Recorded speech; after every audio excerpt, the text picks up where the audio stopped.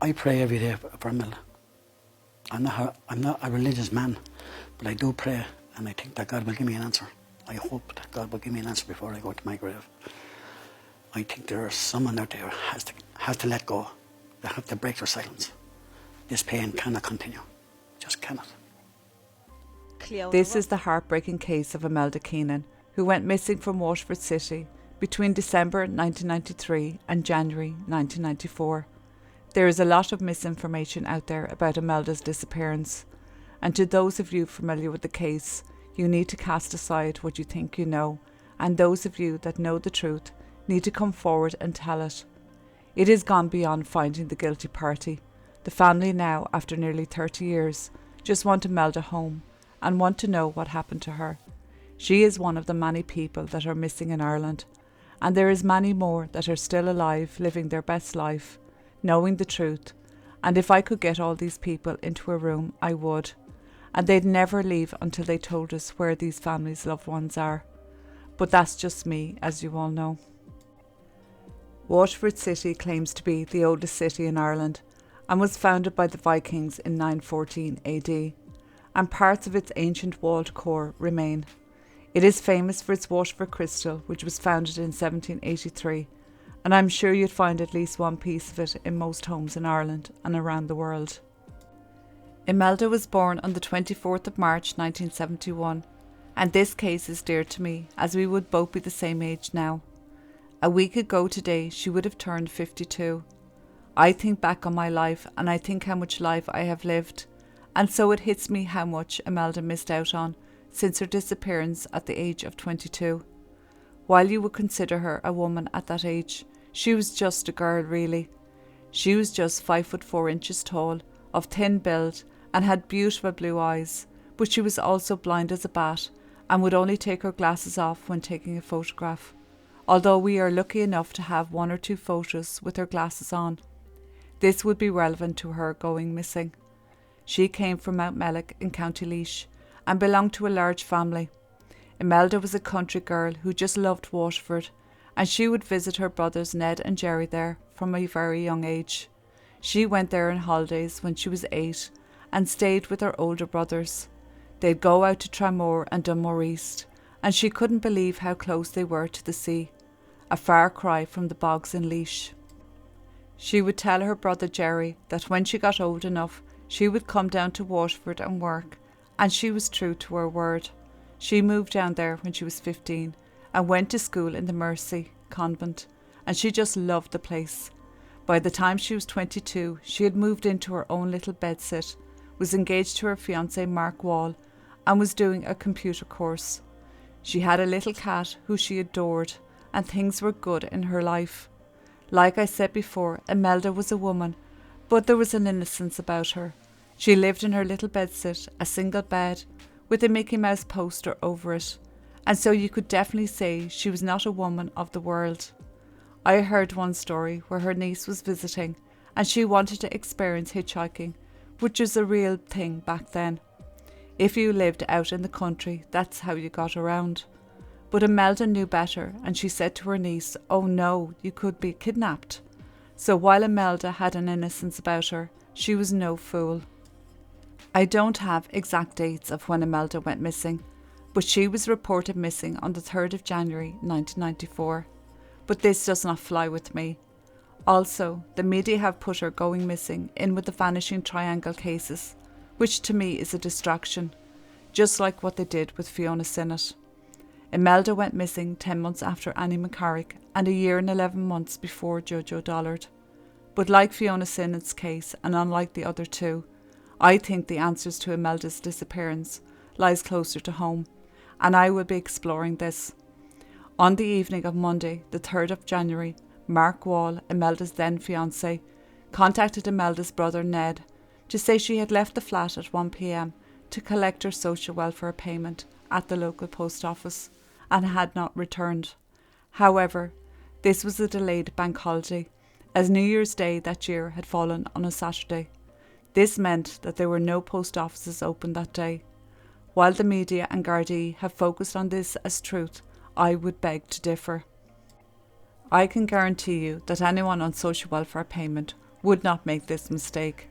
Again, I will go from personal experience. When coming up to Christmas holidays, anyone on social welfare payments get 2 weeks in advance as the post office is closed. By the time Christmas is over, you are counting the days to your next payment, especially when you have the expense of Christmas on top of that. You are pretty broke by the new year. This is a mistake you would not make, but if for some reason you did happen to make this mistake, the post office closed back then between 1 and 2 p.m.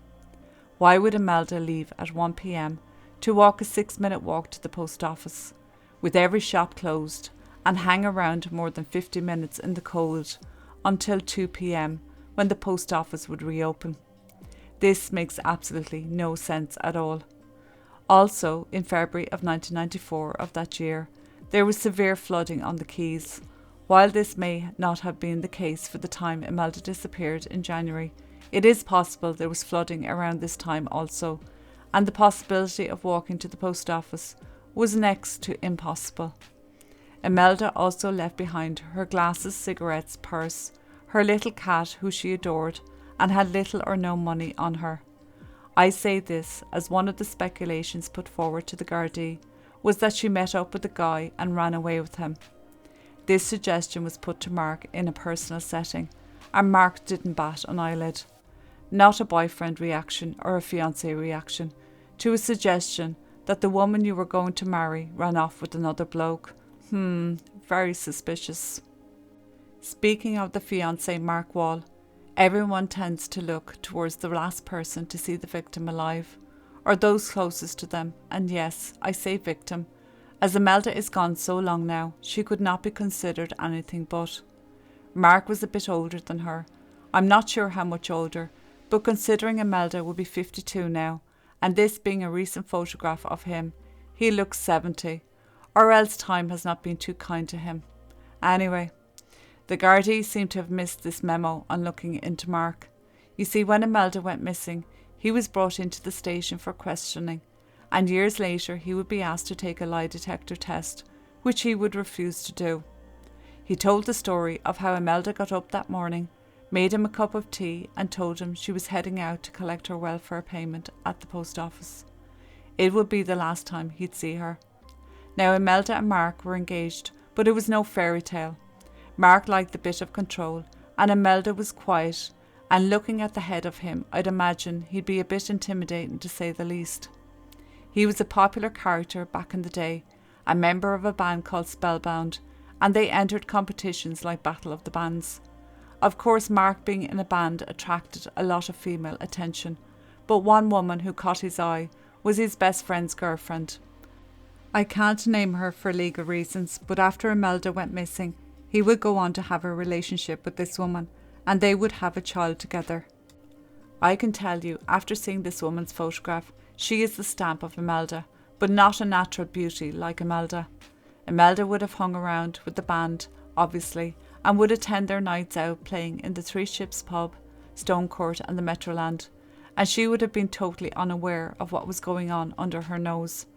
Mark also reported that Imelda suffered from depression, and so the Gardaí investigated it, and even went as far as dragging the river with no results. Imelda's family would say differently. She was in love and engaged. She had her little flat. She was doing a computer course and had her cat. She had friends and socialised and loved Waterford. She was due home in the new year. She had sent out Christmas cards, bought presents, and a wreath for her father's grave. She was very close to her brother Ned, and if there was anything bothering her, she would turn to him, but there was never anything. While the information is out there that Imelda cancelled with her brother Ned on the 23rd of December 1993 to go home with him on the train, and she would get the later train, this is untrue.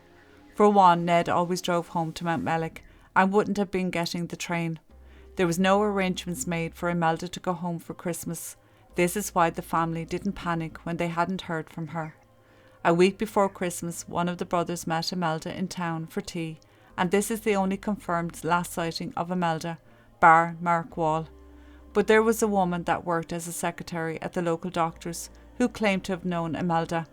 She said she had seen her on the 3rd of January. She said Imelda was walking across the road and stopped in the middle of the road to let her pass as she was driving. I'm sorry, but I know this part of the road and it is extremely busy with traffic and concentration is needed.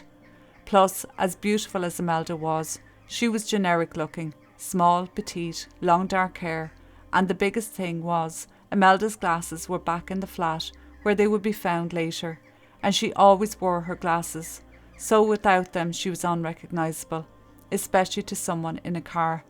The statement from this woman was taken on board, and anything Mark Wall had to say or not to say was also taken on board. The flat was never examined, forensics were never done, and while some people were interviewed, the important people were not. That is, the people that were in the band and their supporters who would have known Imelda in that scene. When Mark had told Ned that Imelda was missing, it was Ned that reported her missing to the Gardaí and not Mark. The loving, caring, distraught fiancé never once joined in the many searches over the years and never made an appeal. When the family went down to Imelda's little first-floor flat on William Street, it was completely cleared out, and they would not recover what was left of her things until a year later. But not everything was there. For one, her diary was missing. Mark said there was no diary, but there definitely was, according to the family. She always kept a diary. The letters from her family were missing and her clothes were destroyed in chip pan oil. Imelda was said to be wearing a white jumper, blue denim jacket and leopard print pants when she went missing. The family asked Mark about the Christmas presents and he said he threw them out, that they were all fake. Remember, this was the early 90s, when we didn't do fake presents for show or decoration. You bought presents for the family and stuck them under the smallest of Christmas trees. Even if it was so small, it sat on top of the telly. So more bullshit out of Mark Wall's mouth. It seems to be all he can manage. So in the years since Imelda disappeared, the family have worked tirelessly to bring her home. The Gardaí have put out numerous appeals and done searches, but the main thing they are not doing is listening to the family. Hi, my name is Superintendent Toyin Lurnigan of Waterford Garda Station, and I'm here today to ask for the public assistance on the 29th anniversary of the disappearance of Imelda Keenan. Now, Imelda was last seen on the 3rd of January 1994 on the Mall, the key area of Waterford City. I'm asking the public, if they have any information, no matter how trivial they may think it is, to contact us here at Waterford Garda Station on 051 30 5300, to use the Garda confidential line 1800 666 111, or indeed, if you have any information, to call to any other Garda station. Again, I'd just like to thank you all very much for your assistance. Some members of the public have come forward with information, and the family have also, but it seems to be falling on deaf ears and nothing is being done. It's hard not to point the finger at a certain someone. He could have easily carried Imelda out of the flat, down one flight of stairs. She was just a little thing. There was construction going on in the next street at the time, and a body would have easily been hidden there. If Imelda is there, it is unlikely she will ever be recovered, but stranger things have happened. The Gardaí need to pull their finger out and upgrade Imelda's case to murder, so a new set of eyes could be put on the case, and hopefully, if Imelda can't be brought home, the scumbag responsible can be put behind bars. He may have worked alone or confided in family. The rumour around Waterford is there's 2 to 3 people that know what happened to Imelda, and I would implore you to speak out and put this family out of the misery of not knowing. Ned, Imelda's brother, has passed away, and her other brother Donal and her mother, never knowing what happened. Jerry is still alive and working away with the Gardaí, trying to push them to solve this case. Also, a niece of Imelda's has done great work along with her own mother, who is Imelda's sister. They have spent years trying to break down the barriers to the truth, and certain people in Waterford have the power to do this. You know who you are that has done this, and I can tell you the Keenan family are not going anywhere, and they are willing to pass the torch through generations. So even when you are dead yourself, they will still be looking, and I'd say from the way you live your life and have no friends left in this world, it won't be long before you meet your maker. This life is short in comparison to living eternity in damnation. My last words, though, are for Imelda, because she is the important person in this story. You were loved so much by your family and friends, and you made a lasting impression in their lives. Otherwise, they wouldn't be fighting this fight for you. All they want is for you to come home, because you were left somewhere you shouldn't be. All the family have is this little plaque on the bridge. They don't know if you crossed this bridge to your death, or if you crossed it already dead. But they will keep turning up on your birthday and on the day you were reported missing, just to show the people of Waterford you were not forgotten. From me, I am so sorry this happened to you.